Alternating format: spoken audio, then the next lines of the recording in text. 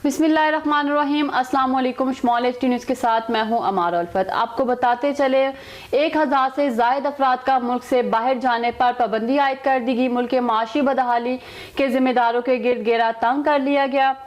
इन अफराद में सियासी शख्सियात, इनके फ्रंटमैन, ताजर, मिडल मैन, ब्यूरोक्रेसी के लोग शामिल हैं। जराये के मुताबिक सिंध के वज़ीर आला के करीबी साथी और अफसर स्टॉप लिस्ट में शामिल हैं।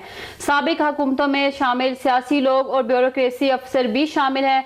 चीनी, पेट्रोल और हवाला हुंडी के काम करने वाले इसमें शामिल हैं। जराये के मुताबिक एक दफा फिर तालाब से छोटी मछलियां पकड़ी जाएंगी और बड़ी मछलियों पर हाथ डालने के लिए कमेटी बनाई जाएगी। आपको बताते चले मुल्क के माशी बदहाली के जिम्मेदारों के गिर्द घेरा तंग कर दिया गया। 1000 से जायद अफराद के मुल्क से बाहर जाने पर पाबंदी आयद कर दी गई।